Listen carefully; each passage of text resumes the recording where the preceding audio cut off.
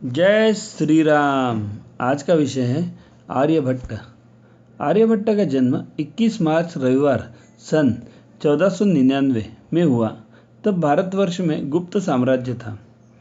इनका जन्म कुसुमपुर नामक स्थान पर हुआ, जो आगे चलकर पाटलिपुत्र और अब पटना कहलाता है। मगध उन दिनों विद्या का प्रमुख केंद्र था। विश्वविख्यात नालंदा विश्वविद्यालय इसी राज्य में था। जन्म स्थान कुसुमपुर के संदर्भ में पर्शिया के विद्वान अल बरूनी ईस्वी सन 973 ने कई बार कुसुमपुर के आर्यभट्ट ऐसा उल्लेख किया है। चीनी यात्री युएन सांग के अनुसार, जो पाटलिपुत्र में कुछ समय रहा था, एक बार कुछ विद्यार्थी घूमने निकले। एक बड़े पाटल के वृक्ष के नीचे बैठे।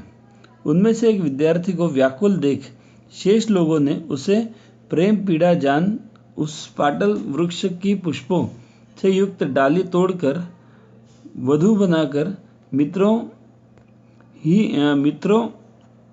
के ही द्वारा माता पिता का अभिनय कर विवाह करा दिया और कहा, लो यह तुम्हारी प्रियतमा, इसे स्वीकार करो।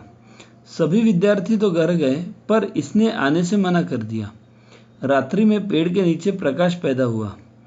उसी में से एक वृद्ध दंपति अपनी कन्या लेकर आए और उस विद्यार्थी को कन्या देकर विवाह करा दिया।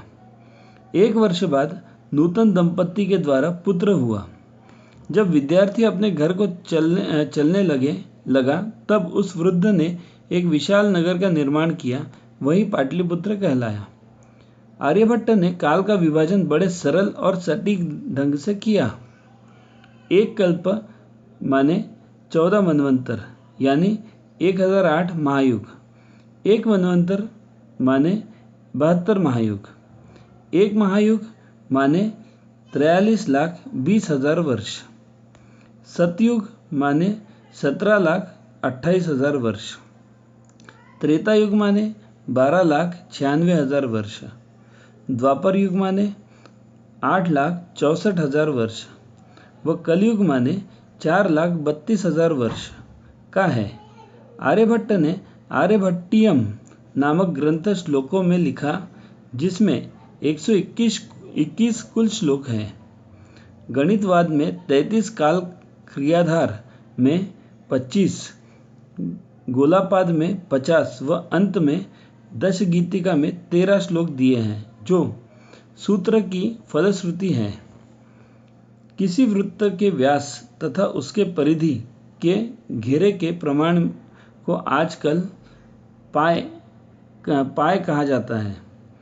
पहली बार आर्यभट्ट ने गणित में वर्गमूल, घनमूल, त्रिकोणादि, क्षेत्रफल, ज्या, अंतर, त्रैराशिक व्यवहार आदि अनेक विद्याओं का आविष्कार किया।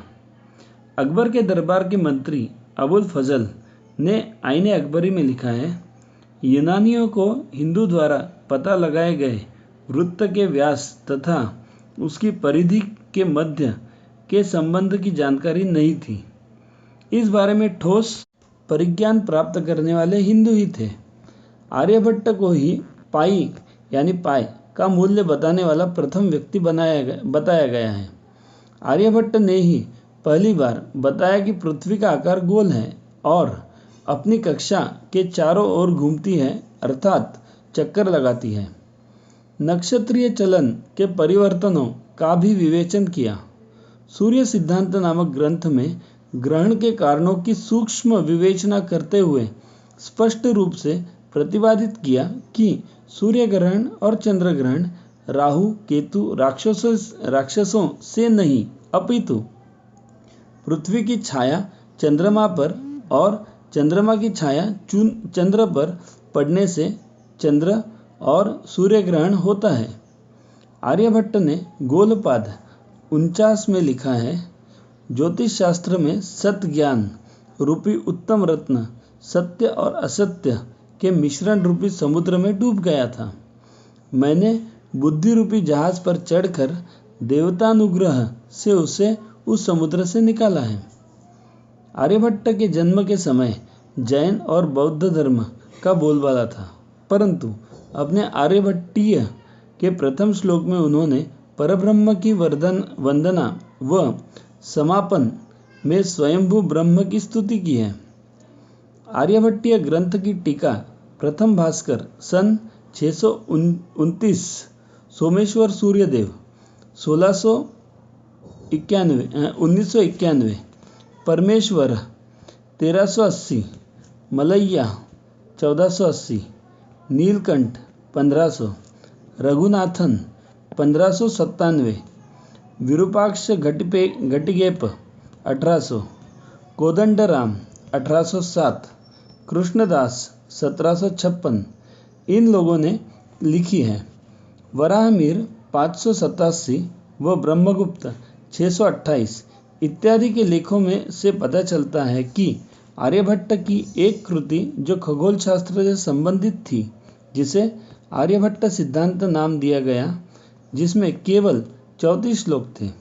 7वीं सदी तक उसका प्रचलन था। आज वह उपलब्ध नहीं है। नालंदा में खगोल शास्त्र इस श्लोक के अनुसार कलयुग में कुसुमपुर में स्वयं सूर्य ही ज्योतिष शास्त्र के निपुण कुलुप आर्यभट्ट के रूप में जन्मा था। इस कुलव शब्द से ध्वनित होता है कि आर्यभट्ट विश्वविद्यालय के कुलपति भी रहे हैं। आर्यभट्टीय को ईसा की 16वीं शताब्दी तक गुरुकुलों में पाठ्य ग्रंथ के रूप में भारतीय विद्यार्थी पढ़ते थे।